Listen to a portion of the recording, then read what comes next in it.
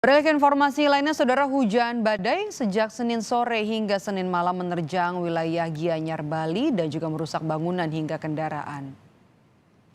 Dampak badai mulai dari pohon tumbang, rumah hancur hingga kendaraan tertimpa pohon. 2 unit bangunan pura di Ketewel, Sukawati ambruk rata dengan tanah akibat tersapu angin. Sedangkan rumah warga di kawasan Tegalalang juga hancur akibat tertimpa pohon berdiameter hampir 50 cm. Sedangkan di lokasi lainnya, mobil dan motor juga tertimpa pohon cukup besar yang berada di pinggir jalan. Dilaporkan. Angin kencang juga melanda Pantai Kute, Kabupaten Bandung, Bali, Senin sore. Tenda dan sesajen yang dipersiapkan untuk upacara adat roboh akibat kencangnya embusan angin. Sambil berusaha membenahi tenda dan sesajen, warga yang terlibat berusaha membenahi perlengkapan.